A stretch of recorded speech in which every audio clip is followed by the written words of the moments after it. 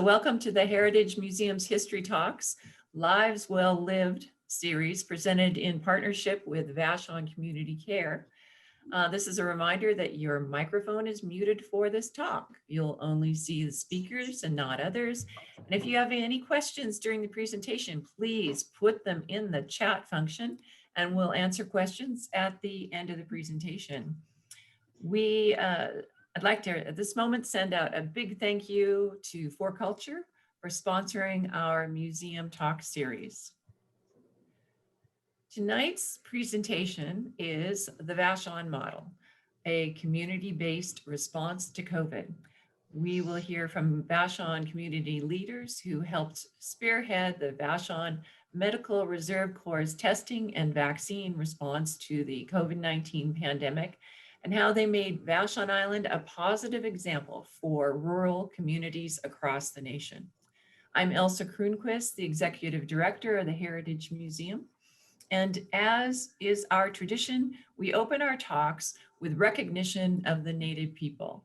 We acknowledge and recognize that we are on the ancestral lands and traditional home of the Shabops Coast Salish Native people, the first people of Vashon Island. This land was their home long before Euro-American voyagers and settlers came, and they were forcibly removed from these lands and relocated onto neighboring reservations, including Puyallup, Nisqually, Squamish, no, that's Squaxin, actually, Squaxin Island, and Muckleshoot. Vashon Island is their traditional home, and their historical relationship with the land continues today.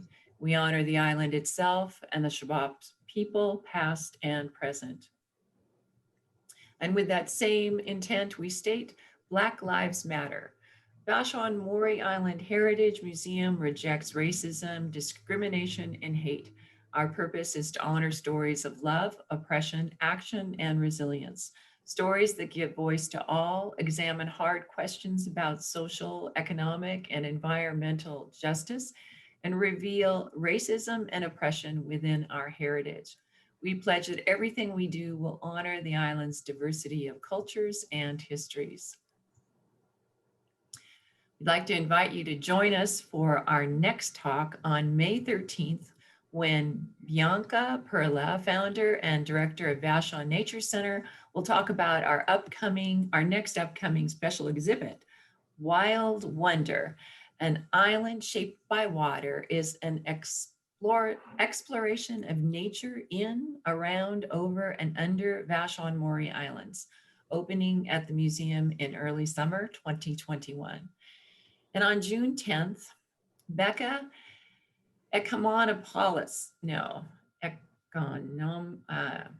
Becca and Jason Jones of the Natural History Museum will present a look at a very special exhibit that will be presented on the Heritage Museum grounds this summer. Water People, Protectors of the Sea, featuring a 3,000-pound killer whale totem and an award-winning film that tells the story of the environmental emergency through the figure of the orca. And now I'd like to introduce Ann Atwell, Director of Community Development at Vashon Community Care, to talk about upcoming events at the VCC and introduce our moderator for the evening. Thank you, Elsa, and thank you to our panelists, our incredible panelists, for joining us this evening. I'm so excited to be kicking off our Lives Well Lived series with this presentation. Vashon Community Care will be offering two talks in May and June as part of our Words and Wine series. The first is on May 6th. We'll be presenting in collaboration with the Vashon Conversation for the Living About Dying and the Vashon Senior Center, a talk by Michael Hebb, who is the co-founder of the Death Over Dinner Project. And the talk will be Death as a Medicine for Living, about planning for end of life and how it can be a wonderful thing for all of us to live our lives and seek out priorities. In June, Vashon Community Care will host two Washington senior living experts and authors, Christy Stalder and Jane Myers-Bowen, who will discuss navigating senior living choices. And now I'd like to introduce Susan McCabe, our moderator. Susan abandoned corporate life in Chicago to move to Vashon and wallow in the arts, theater, literature, radio, and TV. Since landing here, she's established Shakespeare in the Park, written and performed a one-woman show and comedy sketches with Island variety show Church of Great Rain. She produced, stage managed drama docs Into the Woods and Kat Eggleston's Cyclone Line. And for 5 years, she managed Voice of Vashon's radio and TV station and continues to host her own weekly talk show, Real Talk. Thank you. Here's Susan. Thank you, Anne. What a pleasure to be here with all of you and to be recording history as it happened. It is my pleasure to introduce the panelists that are going to tell you tonight's story. Clayton Olney has more than 20 years of experience in neonatal medicine with concomitant medical staff leadership experience in Houston, Dallas, and Tacoma. In 2017, he accepted a civilian neonatal appointment that includes training pediatric residents at Madigan Army Medical Center. He now co-directs the Vashon MRC with Dr. Jim Bristow. Jim Bristow is a semi-retired physician scientist. He's a graduate of Harvard Medical School and was a practicing pediatric cardiologist at UCSF until his retirement in 2015. He now co-directs the Vashon MRC with Dr. Olney. Jenna Risdall is a retired therapist, educator, and administrator who lives on Vashon Island. Jenna is currently the lead for the community care team and the mental health division of the Medical Reserve Corp under Vashon Be Prepared. And Ina Opplinger is a board certified rheumatologist. She completed medical school and internal medicine residency at the University of Kansas. She was a clinical associate professor at the University of Washington and staff physician at Group Health Permanente Medical Group, where she served on the board of directors. She was co-director of the Vashon MRC and a Pierce County MRC volunteer for the past 2 years. And now these folks are going to tell us the story of the MRC, starting with Clayton Olney. Clayton, take it away. Good evening, everyone. Thank you very much, Susan. We are asked to introduce ourselves personally for a few minutes. My family started in Dallas. We're all from Texas, and we immigrated here about 4 years ago. Yeah, that's a self-explanatory photo, and maybe the only time you're ever going to see us do that. This is in our University Place rental home as we were building on Vashon. The patriarch in the middle is my father. He's passed away since this photo. And the brunette in the middle with the glasses is my daughter. And she has produced 2 granddaughters for us, one of which is not even 2 weeks old, still fresh off the press. We moved here really on a lark. We were planning on moving to the Pacific Northwest to retire eventually. And every time we came, you know, Vancouver and Seattle and Portland, we stayed longer and felt not like leaving at all. And so one time we were on Vashon, I think we were at the Artist Studio Lofts with Jackie on Gorsuch. And we were having a good time. It was really raining pretty hard. And we just said, well, what's going on around here? Let's just get on the phone and dig around. And you know what we found about you guys? We found the Edipure community meeting online from about 2 years before that, maybe 1 year before that. And Bonnie and I, for about 40 minutes, were dumbfounded by how vehemently you argued your points for and against and to each other, and how very cordial you were. Your community impressed us about how you behaved with each other and these people and the governmental entities that were in that room, and sold us not only on retiring here, but basically just packing up and moving here early. So That is our short little story of how we got to Vashon. We love it and have made it home. It might have always been home. We just didn't know it was here. So next slide. That's me. That's my personal stuff. The Vashon Medical Reserve Corp on Vashon Island has had two iterations. 2002 to 2007, a little bit of a lull with some activity in there, but a dip that kind of jump started in the late 2010s to present. For those of you who don't know what a Medical Reserve Corps is, just after 9/11, the Department of Health and Human Services felt like they should have leveraged the community's help to assist in the response to all of the things that happened on 9/11, and created some monies and some infrastructure to train and organize community medical response teams through the Health and Human Services branch of the executive government. And so what that means for us is that we are one of almost 900 units. Our unit is 515, and we are a federal unit of physicians, nurses, ancillary healthcare personnel, mental health, behavioral health professionals, and administrators, now at about 106 people that attend and support the island's emergency response organizations. We are also a little bit attached to public health, Seattle, King County.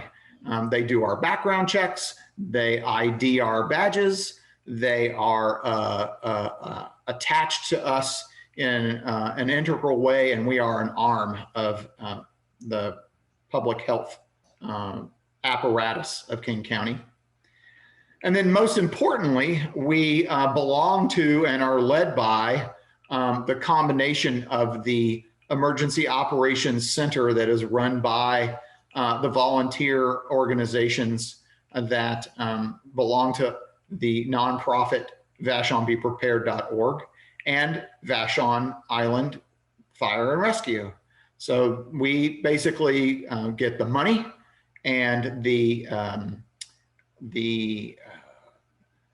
infrastructure to operate through Vashon Be Prepared, and we get our mandate, and we are instructed by and ordered about and told where to go and who to take care of by Vashon Island Fire and Rescue. Chief Krimmert is the incident commander during an operation such as we are in right now. So we are one of many organizations on the island that belong to Vashon Be Prepared. We are just a small bit of the other things that are in the Vashon Be Prepared cadre of organizations. That includes the Community Emergency Response Team, the Marine Emergency Response Team, the Operations Center itself, the Radio Club. They're just a cadre of people helping Vashon Island with their volunteer hours to assist in an emergency. So that's what an MRC is and where we came from. And I'll tell you sort of a real quick history before we move on to what we're doing now. Next slide. Well, there he is. That's the guy who started it all. I'm going to thank the manager of the EOC, Rick Wallace, for his institutional memory. He's one of the only handful of people left that remember some of this backstory from 20 years ago. In early 2002, retired Brigadier General Joe Ulatowski is laying in his bed, looking up at the beams in his bedroom and wondering what would happen if an earthquake hit Vashon. Who is coming to rescue he and his wife, Edie was her name. And so he got together, and next slide. He got together and created a loose citizen group that would create sort of a disaster response plan. He came to find out that when he went to the Emergency Operations Center in King County, they only had a little bit of the east part of Vashon Island even on their map. So even though we're part of King County back in 2002, we were not on their radar. Literally, we were not on the map of their planning for a problem. And at the time, our fire district was having difficulty sort of getting it together because they were attempting to combine their volunteer staff with their paid staff, and dispatch was being moved off island. So there were just too many things in the works for them to really kind of concentrate on disaster planning in the 2002-2003 era. Next slide.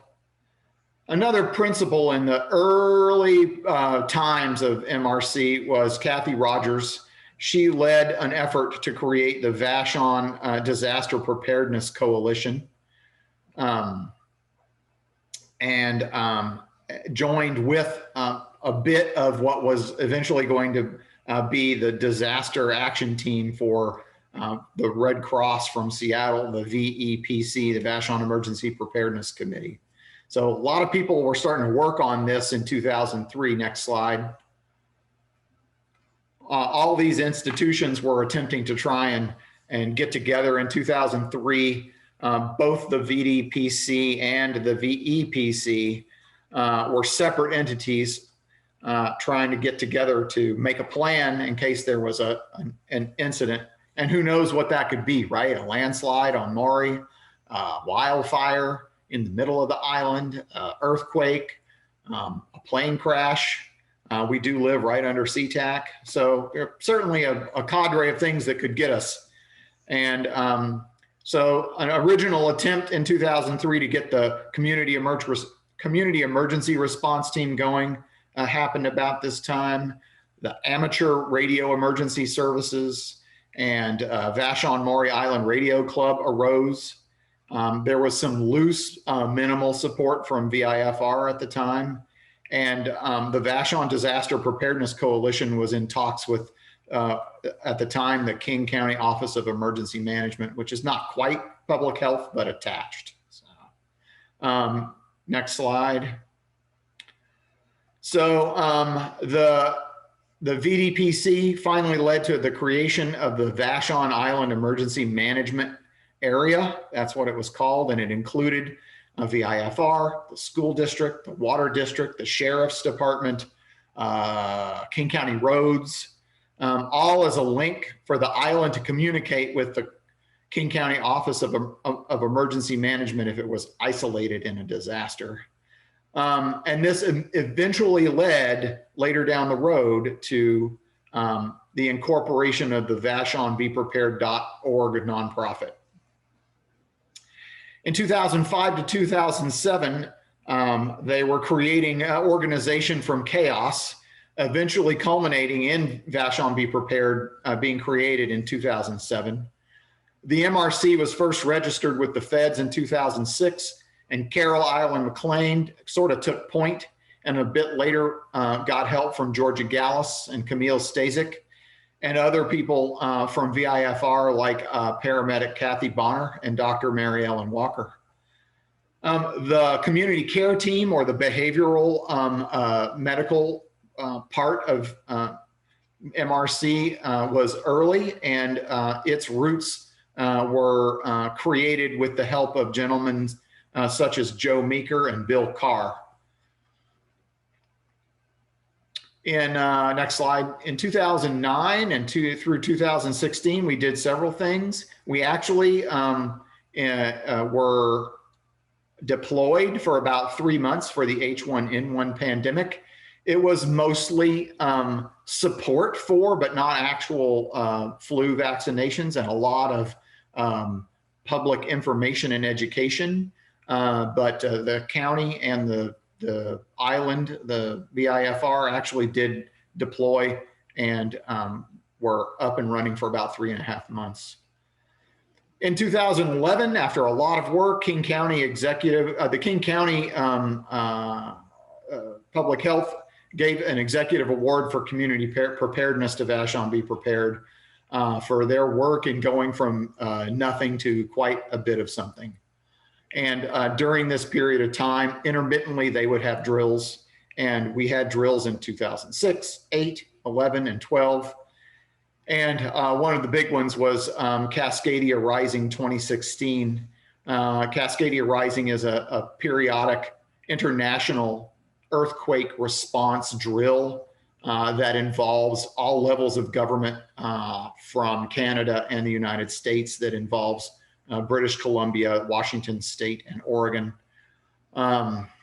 They participated, and we even had, I think, the National Guard land on Sunrise Ridge for that week. They were there for several days.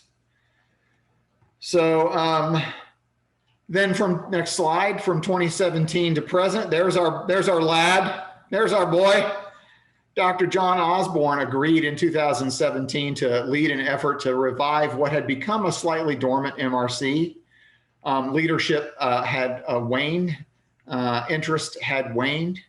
And, I remember meeting with him. I wasn't even living on the island yet. And it was just the 5 to 6 of us around a table at VIFR thinking about what we could possibly do. We've come quite a long way from that. Chief Krimmert was involved and welcomed Dr. Osborne. And, by 2019, we were together enough and had enough members and enough interest that we had a full day conference with academicians and several levels of government and historians and representatives from West Seattle and Bainbridge and Vashon. And we had probably 50 or 60 people there. And we had a jam session about disaster preparedness. Captain French, who led the response at the airport during Katrina, which was a horrible mess, apparently, gave us a presentation that was exceedingly interesting. And that entire conference is available on the web on our sites.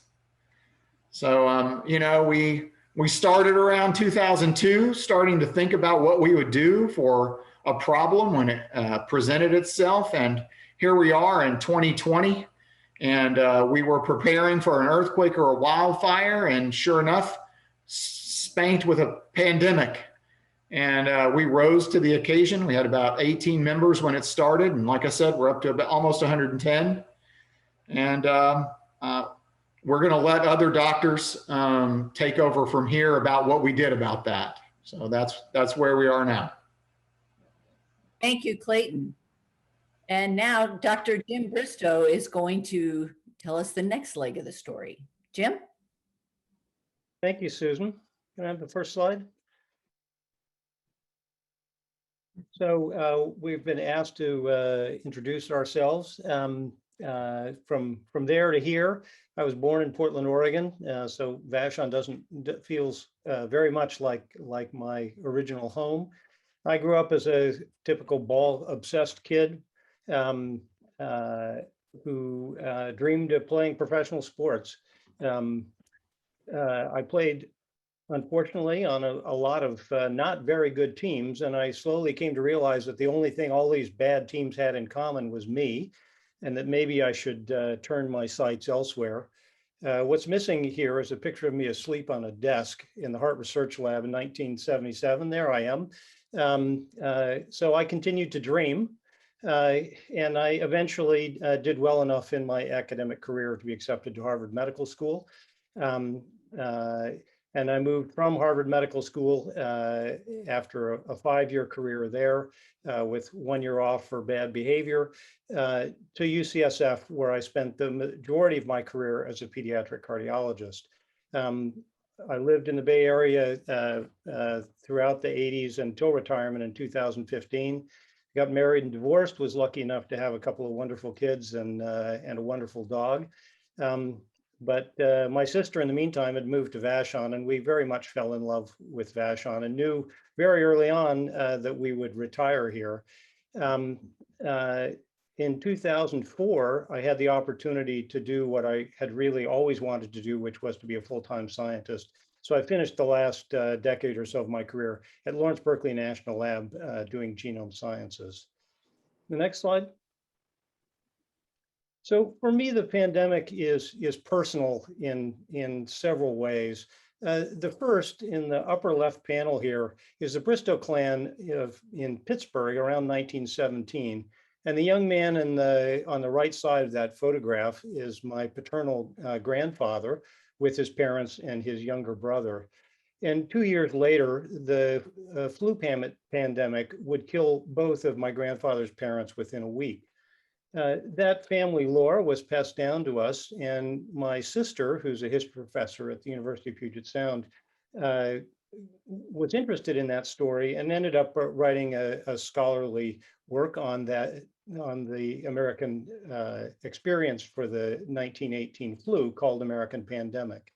And I tease her mercilessly that the audio version of this book ought to come with a warning not to listen to it because it may cause drowsiness, not to listen while operating heavy equipment. But my sister has been an important source of information about what happened before. And her first lesson to me very early on was about the importance of transparency amongst public health figures in the times of a pandemic. The second thing that makes this personal is that my wife got sick at the very end of February and through most of all of the month of March. She's got a history of asthma, had GI symptoms, but just developed fever, cough, shortness of breath, signs that we now know are pretty typical of COVID. And we could not get her a COVID-19 test anywhere that we could find. She recovered over the course of 6 weeks. We still don't know whether she had COVID or not. She's done very well, fortunately.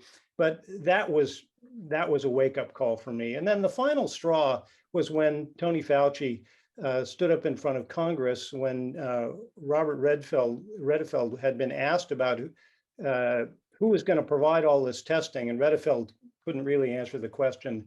Fauci said, "It's a failing. Let's admit it. The idea of anybody getting it easily, the way other people in other countries are doing it, we're not set up for that." And for those of us of a certain age who grew up in the AIDS epidemic era, Tony Fauci has always had a fairly legendary, has been a legendary personality for us.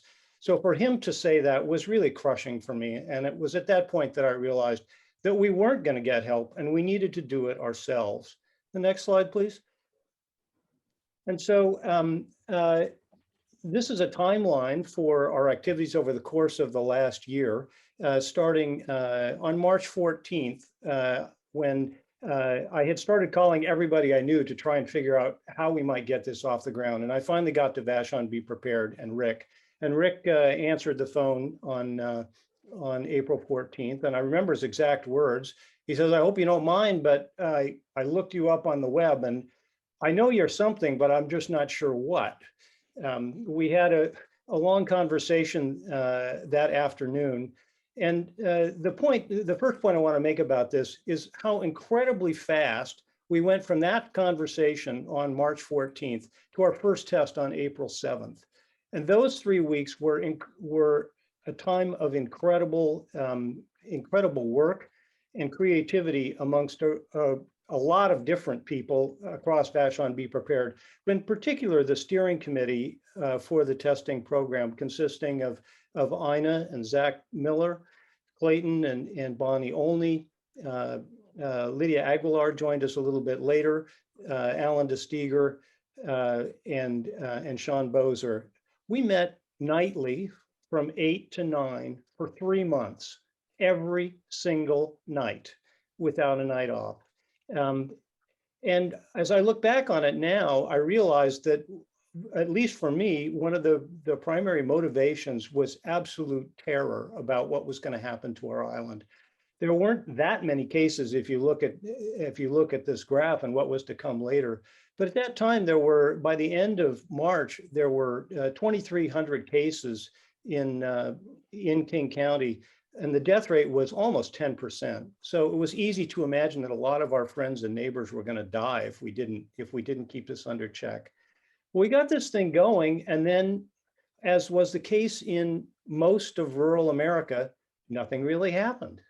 first case happened while we were on Vashon, happened while we were setting up our testing. The MRC didn't get its first positive test until June. On the 1st of August, Vashon had its 10th case. So we were testing some people along the way, but there really wasn't much happening in the way of COVID. And we were sort of wondering, after this summer surge in King County, was it all just going to go away? Maybe we would get lucky. Well, of course, like the rest of rural America, it came, and when it came with a vengeance. And we'll talk about that a little more on the next slide. So on the graph on the left figure here are the COVID rates for King County, normalized per 100,000 people. These are weekly cases. The green curve shows all Vashon positive cases, and the brown curve shows those identified by the Vashon MRC. And what you see across almost all of this period from the end of June, when we finalized our testing algorithm, through the end of January, is that the Vashon case rate is about 25% of King County's overall. So we really have been a remarkably safe place, with the exception of this pretty impressive spike in the middle of November. Now, we test at a rate of about 75% of King County overall, and you can see the monthly tests on the graph to the bar chart to the right. You can see that the MRC does about half of all tests. Our lower case rate isn't because we don't test enough, though, because you would expect, if that were the case, that we should have a higher positivity rate amongst our tests, and have continuously been between 1/3 and 1/4 of that for King County. That was the first remarkable thing, that we have this incredibly low rate overall, and it stayed there throughout this pandemic, with the exception of a couple of weeks that we'll talk about a little bit later. The other striking thing is that the Vashon MRC conducts only about a little less than half of all tests. We identify over 80% of Vashon cases, at least July through January. And it's in part because we use testing in a very targeted kind of way compared to testing anybody who shows up at our site. The first thing an epidemiologist will ask is whether the demographics of Vashon explain that, because we're older, we're very white, we're highly educated. I can tell you, having spent the last couple of months looking at that doesn't explain Vashon's reduced COVID rate. So what does explain it? In the next slide, I think there's a couple of things. The first is a broad-based integrated program of community engagement, education, and support. And Vashon Be Prepared is really the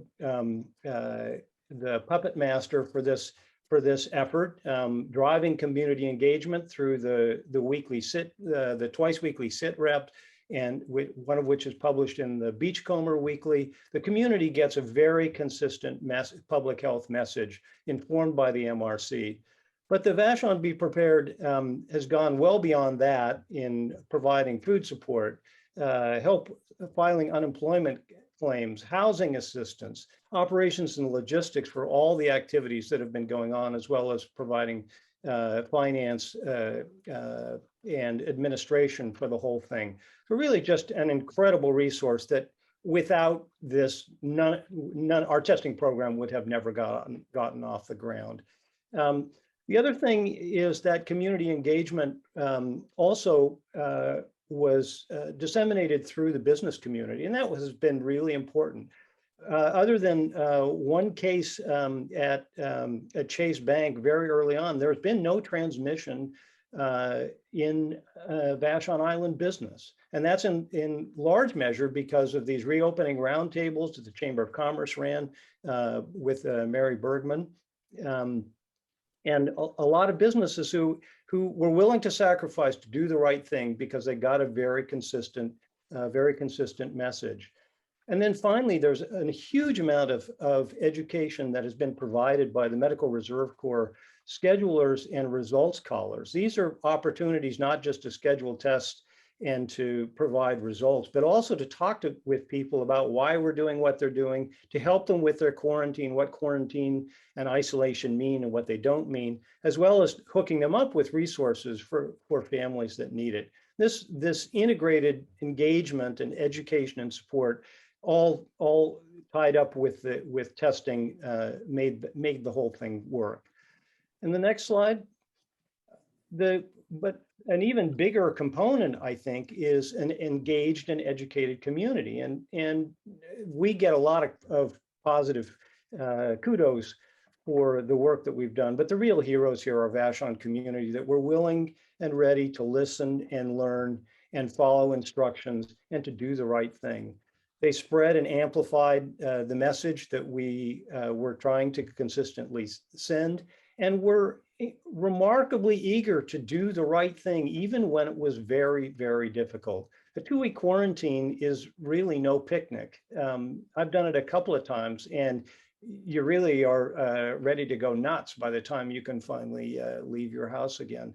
And then finally, volunteering. The test site has been running. We just had our 1-year anniversary yesterday, and the same volunteers are there now that were there a year ago, rain or shine, snow or hail. You know that they are going to be there. It's really been quite incredible. And then finally, the last component that really has separated Vashon in the next slide is contact tracing that actually works. Unlike contact tracing as it's performed in most of the country, we do things slightly differently here, and mostly we do them faster. Interestingly, we started thinking about contact tracing back in April before we had a case, but we were actually specifically barred from doing contact tracing by King County Public Health. And we fought that battle for a while and then just sort of gave up until November, when contact tracing was actually suspended by King County because they were overwhelmed.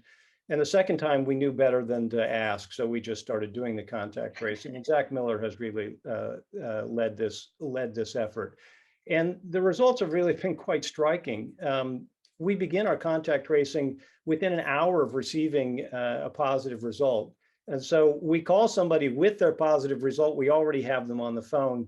By doing it that way, the vast majority of people are willing to speak with us, which is quite a different experience than contact tracers have pretty much everywhere else in the United States. So ultimately, 59 of 60 patients that we contact traced during this peak period from in November and December were willing to share information on their contacts with us.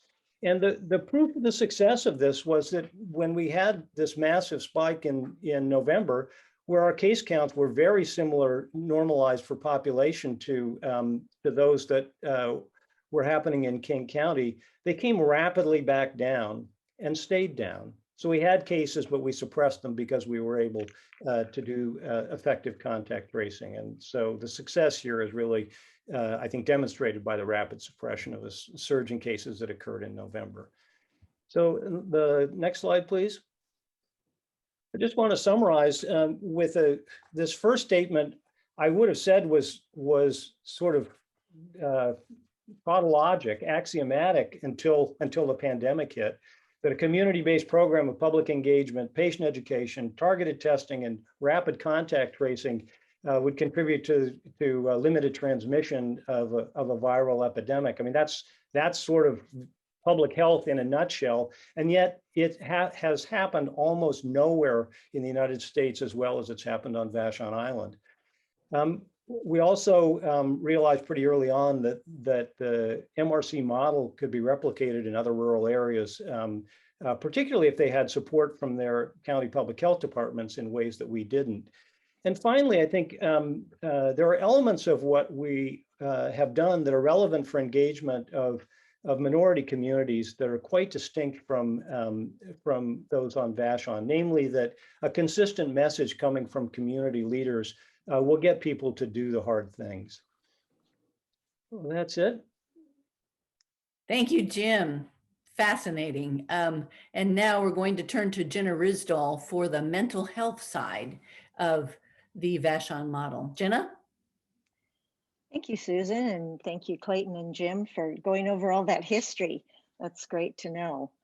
I'm the lead for the community care team, and I want to make sure that everyone does not confuse that with Vashon Community Care. They're two very different entities, and as you'll see later in the presentation, our logo is always paired with Vashon Be Prepared, so that you'll be able to know when something comes up from the community care team that's the mental and behavioral health unit of the Medical Reserve Corp. So I just wanted to make sure that that didn't get confused, especially in this presentation that's put on by Vashon Community Care. Next slide, please. So we were asked to tell about our journey to Vashon Island. And it was a pretty easy journey for me. I grew up in Minnesota. I went to University of Colorado, graduated from that university, fell in love with the mountains, fell in love with all outdoor mountain activity. And after graduating, I moved to San Francisco for graduate school, where I fell in love with the sea and all things related to water. This picture of Mount Rainier was taken by my son on an airplane trip from Seattle to Bend one day. And it's just a magnificent rendition of the mountain. The mountain's out, as we call it. So next slide, please.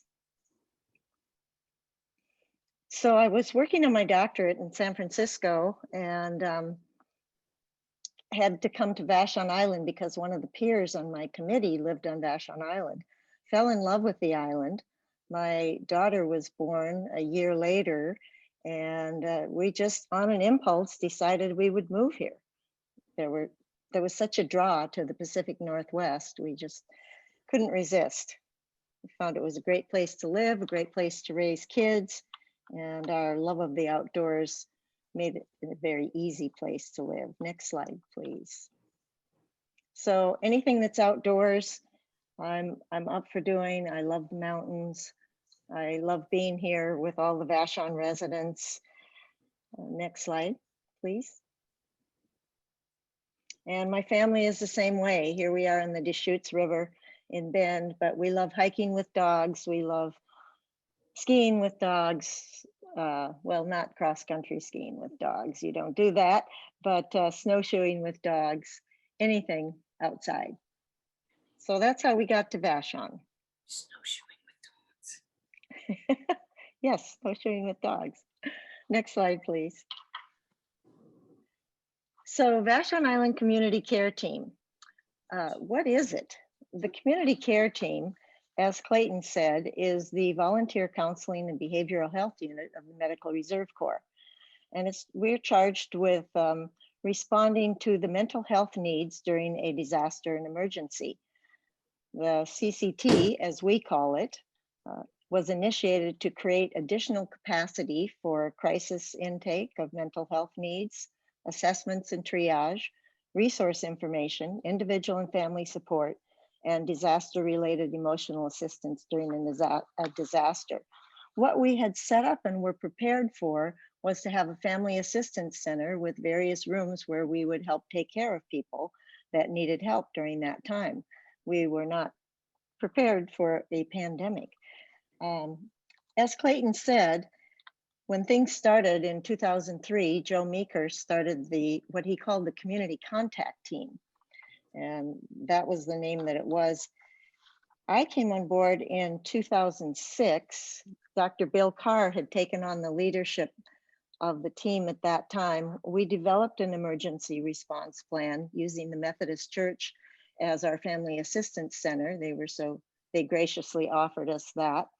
And we set up the plan. By 2013, Lynn Kerrigan had taken over the lead position, and she pioneered the CCT manual, which was our field manual, basically. Subsequently, in the years that followed, as with the MRC, and we never met with the MRC at that time, we were just kind of this little branch of CCT moving along, and we changed the name. Meetings leadership fell off until 2017 when Dr. John Osborne called me up and said, I see your name here. Would you be willing to take on the community care team again? We're resurrecting everything, reactivating. And I kind of went, well, okay. So I started attending the MRC meetings that started at that time and took place in some of the events that they put on. Enter the pandemic, March 12th, 2020. I was a team of one, basically. There wasn't anyone else on board. And then Carla Prine stepped up and she said she would be a part of the team, but she wanted to do a spiritual arm of the team. So we added a spiritual health branch of CCT in March to meet the spiritual needs in the community. And that is co-led by Carla Prime and Tom Craighead, two wonderful people who stepped up. The term spiritual is intended in as broad a sense as possible. It is not limited to and does not assume belief or religion. So we wanted to make sure that the community knew that. And the first thing that we did with the overall CCT team was have a community meeting, inviting mental health practitioners, social service people, social workers, anybody that would come and join us in a meeting. And we talked about what we would like to do for the community during the pandemic and asked people to join. We grew from 1 to 30 people fairly quickly. The community has amazingly talented people who are willing to step up and volunteer. And it just seemed that whenever we had a need, we needed somebody to train in a certain subject, someone stepped up and said, oh, I'm a retired psychologist, I can do that. Oh, I'm a retired psychiatrist, I can do that. So it's been a pleasure to work with people like that. Let's go on to the next slide, please. When the pandemic hit, we all know the virtues of living on the island. It's all positive, it's all good. But in something like a pandemic, we realized that we were a rural community of 11,000 people. We have an aging population. We knew the risks of that. We have geographic isolation. It's a long drive to access care. There was a lot of fear, anxiety, uncertainty in the beginning. I'm sure you were like me, you were glued to the television and the news every day to see what was happening. And that produced anxiety. We certainly didn't know when this is going to be over. We all kind of thought, oh, maybe 2 or 3 months, you know, this will all go away. And then there were the issues of shelter, food, unemployment, finances. And these were causing people distress. And we knew that, we could see that. And we heard reports locally, nationally, statewide that was happening. So, and this impacts your mental health, it impacts your relationship, that feeling of isolation. So we thought about what can we do for the people? Next slide, please. And we came up with the idea of a virtual call line for community members who needed mental health crisis intervention or spiritual health help. So as we call it, the CCT helpline was developed. We found an app that would support what we wanted. And what we wanted was a private line where we could call people out from the line and people could call into the line. We have 2 extensions, one for mental health callers and one for spiritual support. The mental health extension offers crisis intervention with licensed and trained mental health practitioners for up to 3 sessions. The spiritual health extension offers confidential spiritual support from experienced, what are called care of the spirit team providers for up to 3 sessions as well. This was one of our friendly therapists on the island. We wanted people that could be caring. We wanted licensed people that could also refer people out if they needed more assistance than they could get in 3-hour sessions with our people. So we trained people in psychological first aid because crisis counseling is different than therapy. We set up a data collection survey so that we could track when people called, why people called, how many people called, who were the people that called, and get information from that. The survey has been very helpful. we set up a community, we developed a community postcard because we wanted to get the word out that there was a helpline and that there were resources available to people. If you could go to the next slide, please. This is the postcard that we sent out to all community people. And we also distribute it around the island in strategic places like the health clinic and the Vashon Youth and Family Services, places where people might want access. We recommended people keep this on the refrigerator. It's on my refrigerator. And we know that it was successful because 80% of our callers that we tracked found out about the helpline through the postcard. So it was a good thing.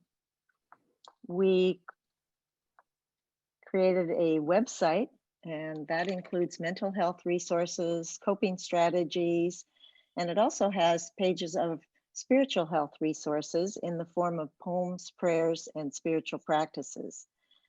If you go to that page, you'll see photographs by island photographers, poems, and it's really calming just to go and read a poem, look at a beautiful picture. So I think the website is listed on the previous slide, but it's vashonbeprepared.org/mental health. And you'll find pages for the mental health part and the spiritual health part. Next slide, please. So as summer progressed toward fall, we received actually the bulk of our calls on the helpline June, July, and August. That seemed to be a high call rate time. And we thought, okay, what else can we do? Well, maybe we could set up some support groups. So we started looking at setting up support groups. We did a needs assessment and found that seniors were in need because of feeling isolated to feel connected, and parents were in need of some support with their kids at home and working from home. So we set up Zoom groups with seniors, for seniors, and drop-in parenting groups. Somewhat successful. I think what we found was a lot of people don't want to say, I need help, I'm lonely, I want to talk to somebody. It wasn't really the way to reach out. The parenting group was more successful. People did come to that group, and we set up a resource page for parents online as well. We also created an essential workers survey to collect information from island responders on compassion, fatigue, secondary trauma, and burnout. And what the results of this survey indicated, we send it out to volunteers and first responders and essential workers, was that yes, people were stressed, yes, people were anxious, but almost all of them answered that they had good support groups and did not need other kinds of support at this time. I think that's fairly common amongst volunteers. They don't feel that they need support, even if they might need support. So anyway, as we started to think about fall, we heard that mental health needs were probably going to rise in the fall. We heard that from local sources, state sources, national sources. And Dr. John Osborne came to me and he said, why don't we do a suicide prevention campaign in the fall, coinciding with National Suicide Prevention Week, which was September 6th. And well, it's September 10th, excuse me, but the whole first week of September was National Suicide Prevention Week.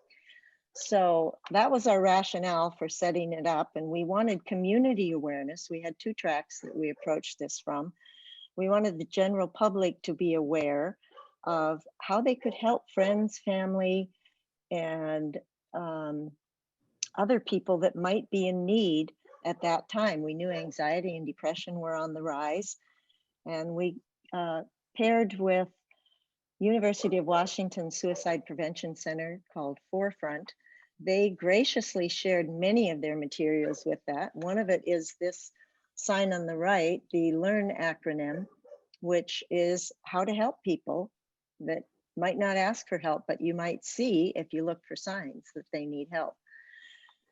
So how did we get that out to people on the island? We sent a postcard because our first postcard was successful.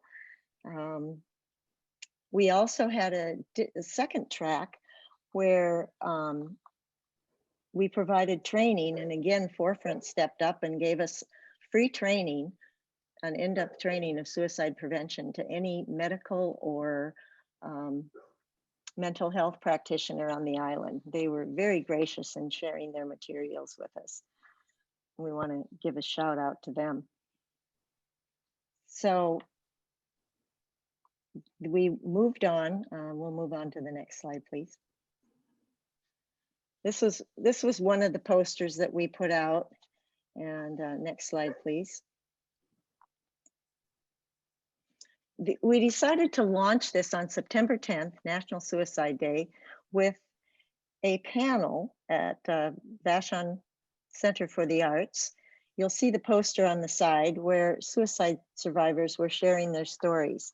And on the panel, we had one person who was a suicide survivor, which means had a family member die by suicide, one person who had attempted suicide, and one person who was an expert in suicide prevention. We had our wonderful Susan McCabe as moderator on the panel. She did a magnificent job. That aired to the community, and then it was also saved on Voice of Vashon and on the Vashon Center for the Arts website. It's also on the Vashon CCT website. So if you wanted to go back and see that, it was a really good presentation. And here's the postcard on the right side.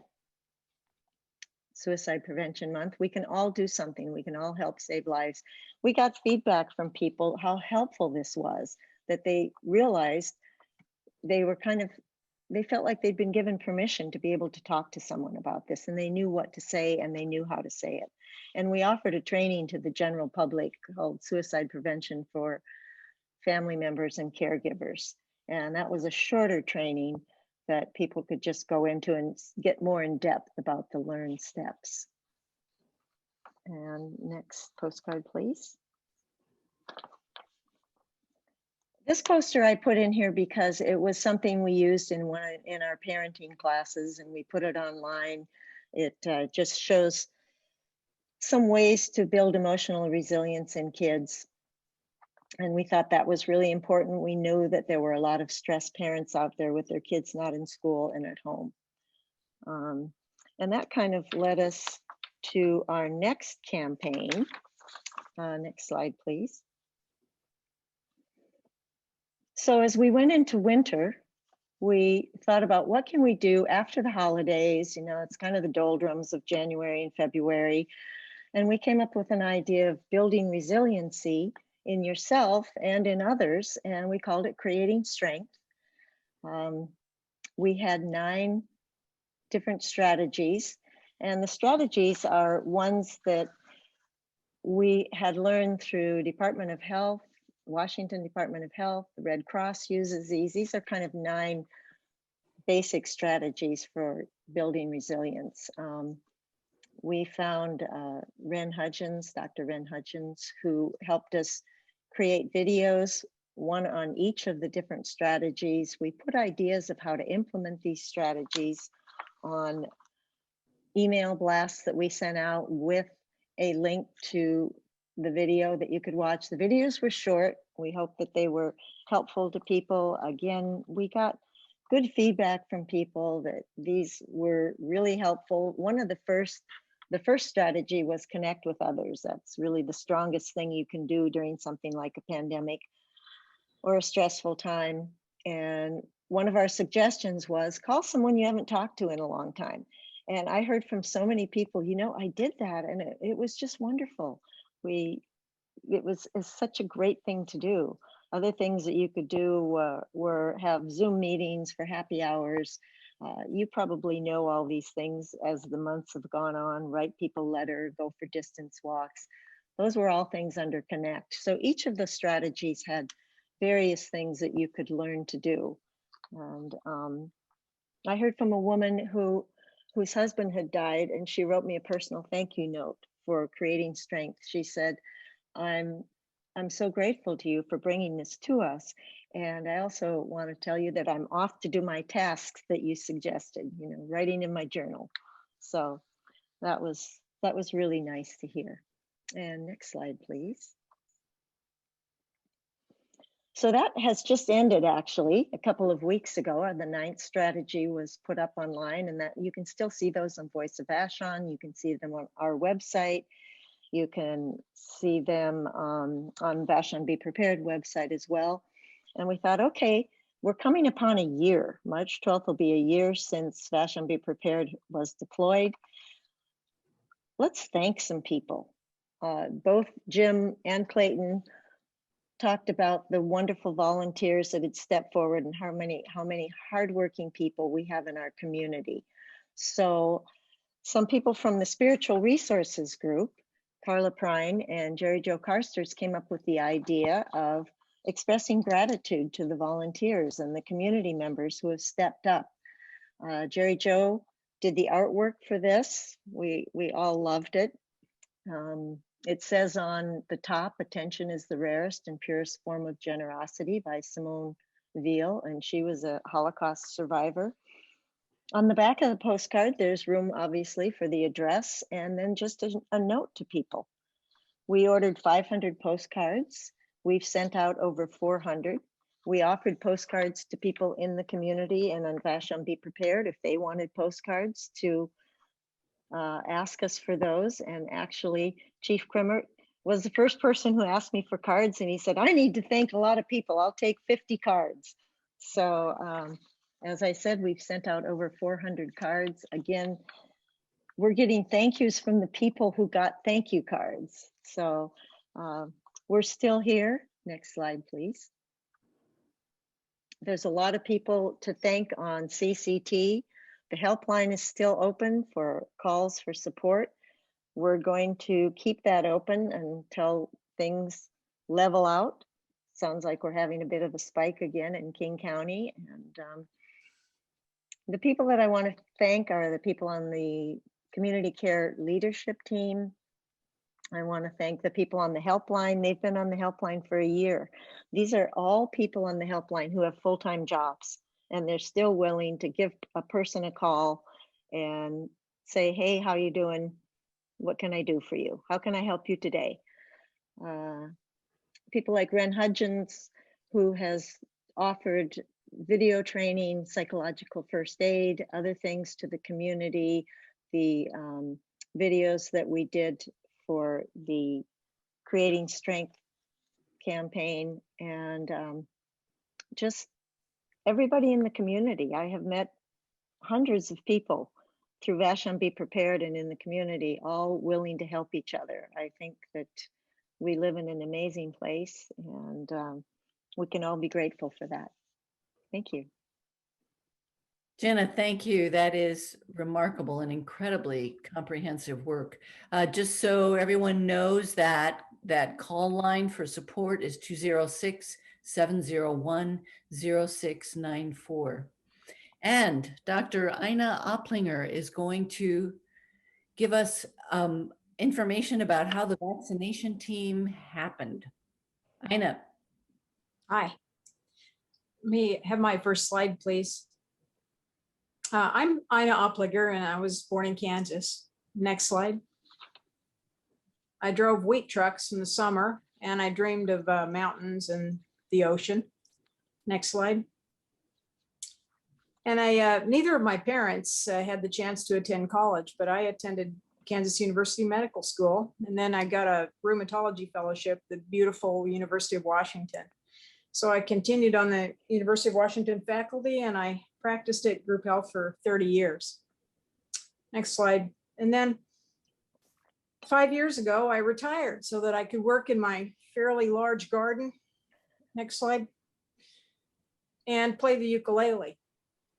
But then I saw a sign at the Vashon Pharmacy asking for volunteers for a Medical Reserve Corp. I had volunteered in Pierce County in the past, and I thought, oh, I should just call up and join this group.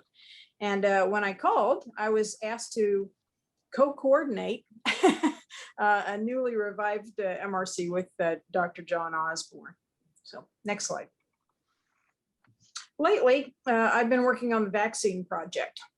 And just a little timeline, the emergency use authorization for the Moderna and Pfizer vaccines came in December. By January 20, we were up and running with a mass vaccination site at the Vashon Pharmacy.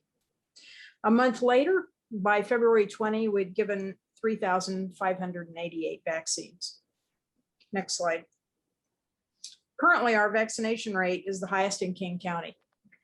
We've vaccinated over 100% of our over 65 population, and about 55% of our overall adult over 16 population. Next slide. How did this happen? There were several things that needed to happen. First was a good supporting organization. And the second was a robust public information campaign. And the third is an efficient system. And fourth is abundant, talented volunteers. So in regard to organization, this didn't happen overnight. We had a crackerjack emergency operations center led by Rick Wallace that met daily for months, coordinating logistics, finances, and public outreach. And some of the people are in one of the phone calls here. Chief Krimmert was incredibly supportive, and we had these years of experience of Vashon Be Prepared behind us. Next slide. We started our public information campaign in September with the flu vaccine, and Rick Wallace formed a vaccine subcommittee of the EOC to open up channels of communication to all island providers, and an information campaign to encourage vaccination. And this kind of, we felt, would set us up should a vaccine for COVID-19 become available. Next slide. In regard to system design, all the credit has to go to Jerry Gerke and his Mason bees. In March of 2020, Jerry was faced with a problem. How would he dispense his Mason bees to over 200 bee farmers on Vashon in a pandemic? Next slide. Jerry came up with a drive-through plan. He had 15 or 20 volunteers. I was one that year. A greeter would meet your car and would check your ID. And if you were on the list to get some bees, then you could go forward where your little bag of bee cocoons was placed on a table to pick up. No touch, no exposure. Our testing and our vaccination sites work the same way.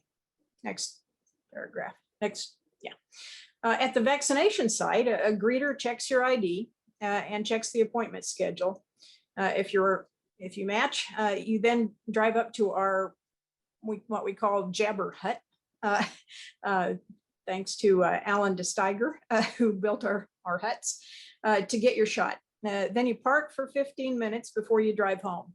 It takes 5 Medical Reserve Corps and 7 Citizens Emergency Response Team volunteers, as well as 1 or 2 pharmacy staff to man each 3-hour shift twice a day.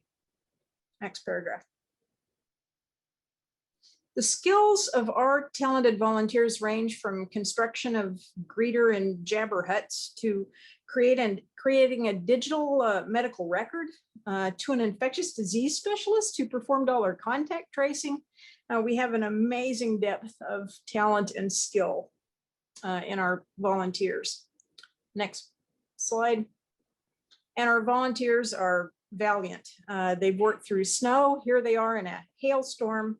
They always show up. There's, if they say they're going to be there, they're there, and they're there the whole time working hard. Next paragraph. Next. It takes a village. Vashon's success is due to the sacrifice and cooperation of so many in our community. The Friends of Mukai provided our first testing site. The O Space hosts our current testing site. Vashon Theater hosts our greeting and staging center for vaccinations. The Vashon Pharmacy, I can't say enough about the tireless efforts of Tyler Young and his staff. Vashon Natural Medicine has been our partner throughout the pandemic. Vashon Community Care, Wendy Kleppe takes our testing specimens to Seattle every single day. There's so many others to thank, and doggone it, it's great to live on Vashon Island. Ina, thank you so much. And thank you and your team for vaccinating 100 and some % of us. That I'm curious. And now Clayton Only is going to wrap up the story. Clayton? Well, I've been asked to talk about what's next, and that's a crystal ball is required for that particular endeavor. We're hoping that we will scale down our efforts over the next several months. We finish with vaccinating the island. I believe if done correctly and the county cooperates with giving us the kind of vaccine supply that would allow us to do it, we might have wrapped this whole thing up by June. So that would be wonderful. And we will probably test the island and leave it open to the community, probably until we've reached a herd immunity at the 75 to 80% vaccinated mark. We have not decided when that's going to happen. We're playing it by ear. I feel like we should probably have it available until we're all very confident that we have licked this thing. The next thing to happen for the Medical Reserve Corps is to return to our roots and be prepared for a mass casualty event. We are going to be participating in the Cascadia Rising 2022 event. I've already described to you what that's like. And another one is coming. It's a week-long preparedness drill. This time around, instead of inserting at the time of the accident, it's going to begin as if it had happened 4 days ago. And we will be given all of our scenarios as if it's been going on for half a week and then begin from there.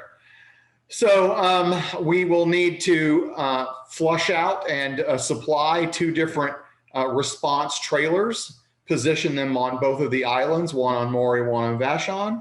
We're going to have to train with all that new equipment.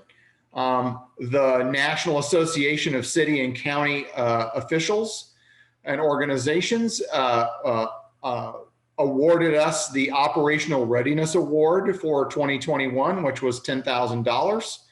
And we're going to use that. We're going to put that money to good use buying toys for our trailers and train on those toys and be ready for whatever: wildfire, landslide, earthquake, ferry wreck, bus wreck, something, right? We're going to be ready for you guys. So that's in our future. Hopefully wind down COVID, be ready for the next whatever, and have all of our people trained and ready to go. And that's a process. It's not a goal. It's not a destination. It's a journey. And on that journey, we've had a lot of people helping us and participating. And I know Dr. Opliger has done a fantastic job naming names, but I'm going to do some more real quick. Next slide. Here is our membership. All of these people have taken online courses, have had their backgrounds checked, and have an ID badge that allows them to participate in as a registered emergency worker for FEMA, the Human Health and Services Division in any state in the union. And all of these people have pitched in to one degree or another, either past or present. I'm going to pick out leadership from this list. Next slide, just to bring up a few names. It's in alphabetical order, but I do want to remind everyone that Dr. Lydia Aguilar is the centerpiece of caring for the Hispanic/Latinx community. We have tested that community. We have vaccinated that community. We have gotten help to that community, all through her efforts, and not enough can be said for Dr. Aguilar. Dr. Ahern is the leader of the providers. Dr. Bristow was kind enough to answer the call for a co-coordinator when I put it out. I twisted his wrist a little, but to be honest, during this pandemic, he was leading every possible effort to make this happen already. And his efforts and his contributions are just unfathomable.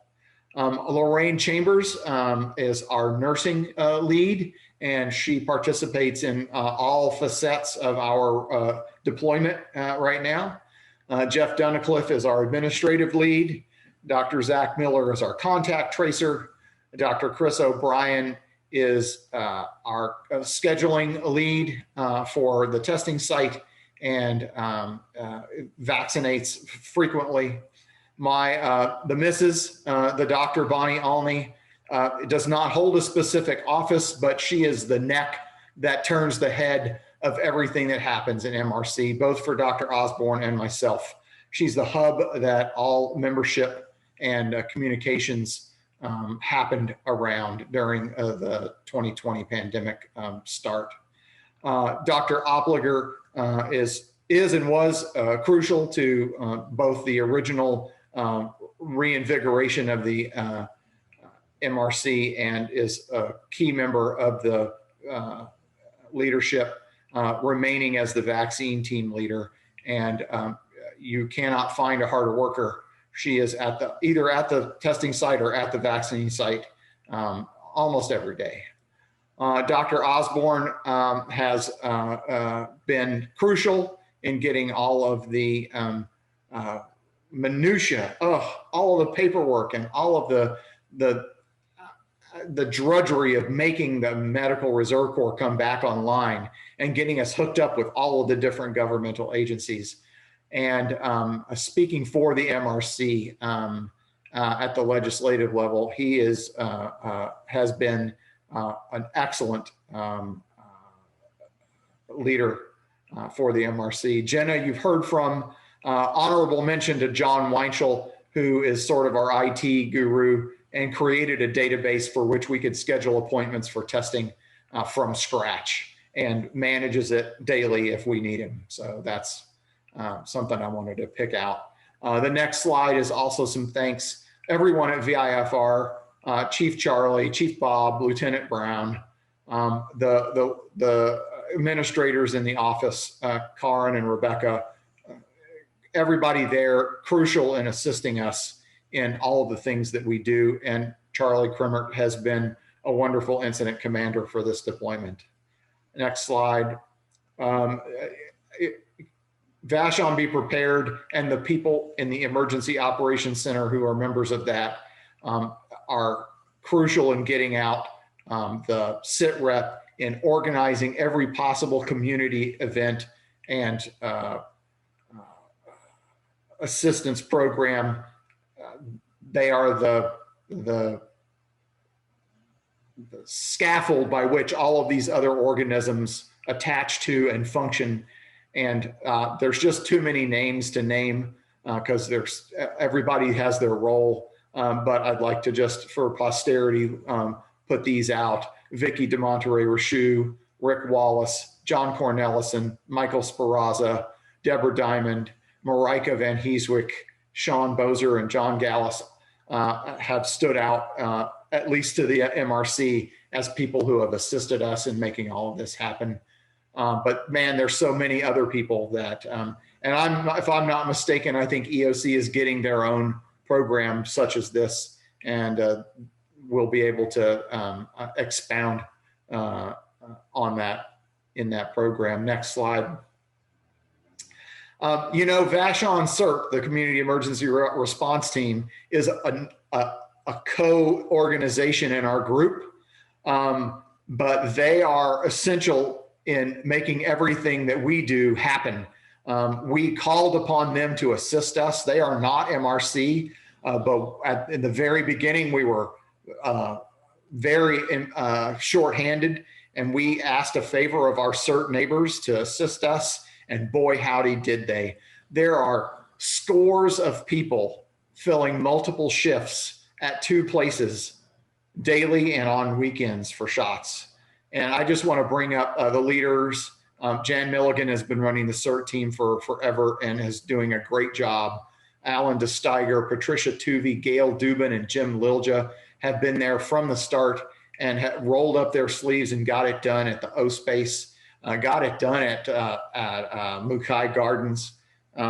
just amazing assistance. And then when they were running light and we had extra members, we sent a cadre of MRC people to fill cert slots. And so we've been sharing people back and forth, trying to cover all of this work. And we've been, I think together we make a really good team. Next slide. And then there's some names that most people don't know, but these are folks who are behind the scenes and at different levels of government that direct us. Moji Obiako at HHS, Kim Butowitz at DOH, Emily and Allie at King County, and Brendan and Nicole at KCOEM are every day we hear from some of these people. You know, King County has annual AmeriCorps volunteers. And for the last 3 years, every AmeriCorps volunteer that we've had has just been an amazing person to work with and an amazing contact to get things done with at King County. Next slide. I think that might be it. That's everything. We're just, thank you everyone for pitching in. What a lovely community to work with. What a lovely community to be a part of.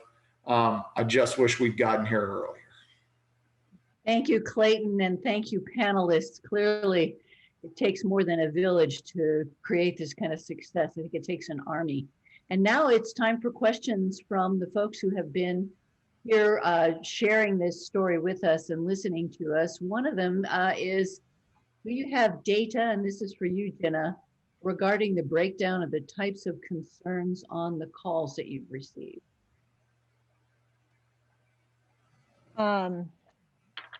Yes, I do. Mostly the types of calls that we received were people who were anxious.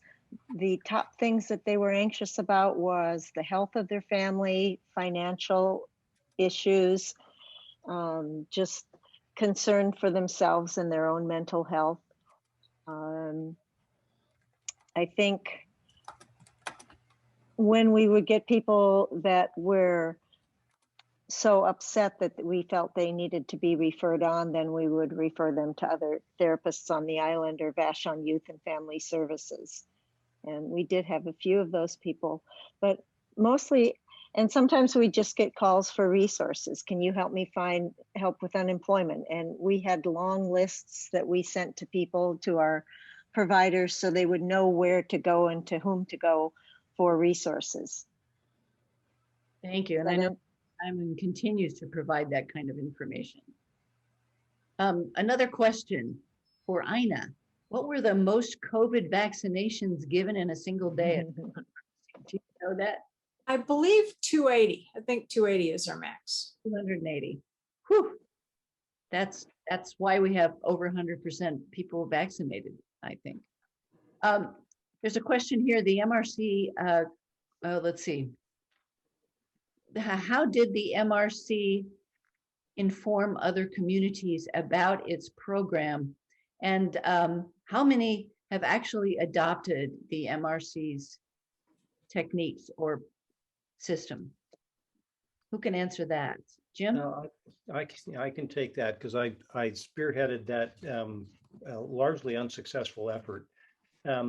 We made a real effort early in the pandemic, John Osborne and I, because we recognized that the rural communities a lot of rural communities faced many of the same challenges we do with respect to access to acute care and distance from acute care. So we realized that while we'd done the heavy lifting to put this together, that other communities could do this if they had a recipe for it, particularly if they had the involvement of a local clinic that might provide some of the things that we had to actually develop on our own. So we developed a toolkit. We published it on the web, and a handful of communities, I'd say probably 5 or 6, adopted it. I would say our biggest success was actually getting the Quinault Nation up and running very early on. John Cornelison developed a website for them and a dynamo of an educator there by the name of Melissa DeWald, who was a school administrator, but she said we should be testing our community. And she first, the tribal leaders were against it, and she convinced them. And then the healthcare providers were against it because they didn't want to expose themselves. And she convinced them to set up a drive-through modeled exactly after our system. That's been that, as far as I know, continues to operate. So that was probably our biggest success. But there are a handful of communities around the country who picked up our materials. But unfortunately, the whole mask wearing politics got ahead of us, and there was just no way to functionally communicate, or at least for me, to communicate with other rural communities. So I decided to focus my efforts here. And the other thing I realized is just how much work it is to try and support something like that. And I'm not sure we really had the bandwidth to do it. But going forward, I think the path is to publish the experience and make sure that it's out there, and so that others can see it. I do wonder, because Vashon is unique in two very important ways. One is, of course, affluence and access to resources financially. The other is this brain trust that we have among all you retired scientists, physicians, organizers, and doctors. That kind of community is relatively rare. Jim or like Clayton, can any of you address that? How realistic is it for another community to adopt the MRC's system? I think it would need, first of all, I think without Vashon Be Prepared, it would have been hard. But I think if you started preparing for the next pandemic now, or the next emergency, whatever it might be, if much of what you need can be put in place, inventing something is way harder than teaching somebody else how to do it. And I think the real issue is the underfunding of both of public health departments and rural outreach for the past couple of decades, and hopefully that can be reversed. Yeah, we can hope for that. There's still a few more questions here from our attendees. One of them is, why did King County resist Vashon doing our own contact tracing?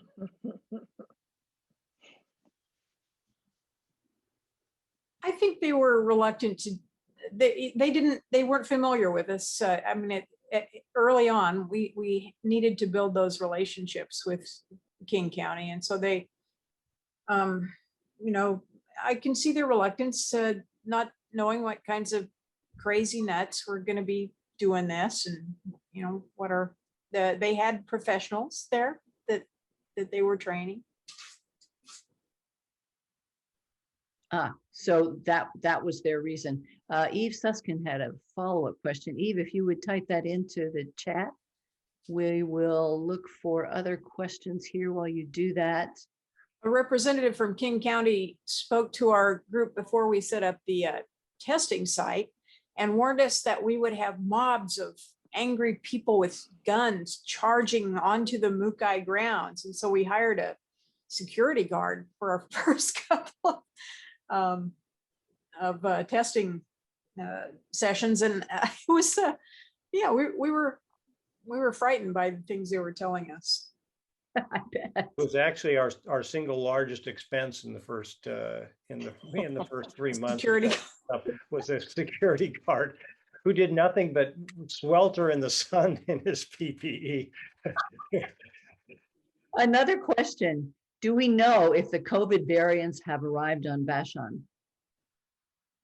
I can take that. We don't know, in part because we have had so few cases in the last couple of months. What I can say is we will know because the lab that we use, Atlas Genomics, which is another partner that we should thank. They've really been incredibly helpful and have been returning results to us within 48 hours and now within 24 hours for months and months and months. They've been a really terrific partner. They are doing a lot of the sequencing of viral variants for King County. So our samples are in the hands of the people who will do that sequencing. They're doing about 10% of all positive cases now. Atlas doesn't do all of them, but Atlas would certainly do some fraction of ours. So we'll know in the future, but as far as we know, not yet. Can we unmute Eve Suskind and allow her to ask a question? I'm asking this of our host, Elsa Croonquist. Sorry, Elsa. Apparently, yes. Go ahead, Eve, and unmute, and please ask us your question. Hi, thanks. Can you hear me? Yeah. Okay, great.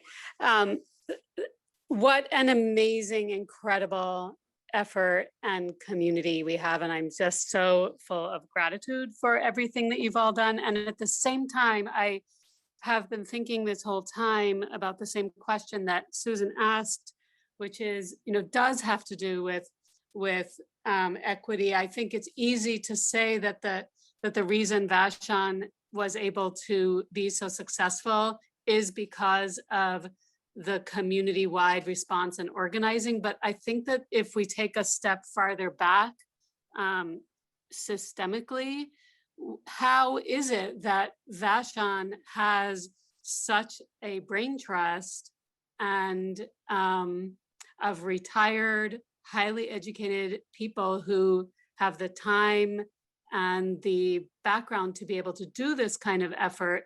I mean, that's kind of a rhetorical question. I don't really mean that we should answer that. How does Vashon have that? But so I think we do need to be careful to say that there is not an equity component to what took place. The question that I have is, what can we do beyond just telling the Vashon story, which I think is an excellent idea. I think the storytelling of experiments that work is very important to help other communities. But what else can we do more in a hands-on way, in a direct way, to bring the brain trust and the resources, time of these retired amazing people from Vashon Island directly to other communities that may be very cohesive communities, and they may have incredible community organizing and leadership going on, but they don't necessarily have the kind of professional background to be able to organize something like this. How can we share our resources more? Thanks for taking my question. Thank you, Eve. Who would like to I can take? tell you that there are over 850 MRCs across the nation, and Vashon Island is a kind of a unique entity. Even though King County has its own MRC, we are a separate MRC from King County, even though we're a part of it, simply because we have our own problems, we have our own needs. We're a very unique, I thought we were a very unique entity. There are MRCs that do nothing but show up to their local hospital and back them up and assist in the emergency room or assist in the urgent care, and don't have an independent field treatment site or an independent vaccine site. We basically have to create our own infrastructure from scratch since there isn't any. As an example, I have been in contact with our cohorts, our equals on Martha's Vineyard. Martha's Vineyard has 80,000 people and 6 townships and 4 emergency medical systems and no emergency response and no EOC and hundreds of volunteers just like Dr. Bristow and Dr. Opliger and Dr. Risdall, just like us. But they don't have the political will or the organizational skills to pull it all together and create a unified response. So we're our own thing, I think. And I agree, we should probably somehow port it out to the people, in the Orcas and in the Keys and, elsewhere. I know. On my slide about vaccination rates, I added Mercer Island and Bellevue from the King County data to show that they are doing about the same as King County. It's not because they lack smart people and lots of expertise. It's because I think a lot of the impetus for what we did on Vashon is just that we realized there was nobody coming to our rescue. We had to do it because we had to do it. And I think that helped us out a lot. Okay, folks, one last question, and it's the zinger. How would you explain that Vashon has a 118% vaccination rate for elders? Where does that come? You want that one, Jim? I'm happy to take that one. It all depends on what numbers you use. And in figuring out, in looking at some of the COVID testing data, it's very difficult to tell what data King County is using in terms of the census data. The most recent census, of course, full census was 2010, but they make adjustments, and most people use the 2019 US Census Bureau data, which is quite fine scale, whatever you're looking for, whether it's income or race and ethnicity or age or whatever. King County and the state use the Office of Financial Management database, which is an entirely different set of numbers. If you use the census data, we're actually amongst the top vaccinators in King County, but we're like, instead of 117%, we're more like, 94%. So I think it just comes from, the King County underestimating the number of us geezers who live here. Denominator.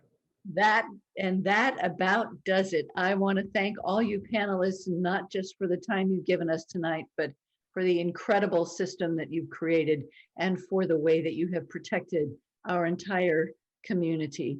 And thank you to all you listeners who joined us tonight.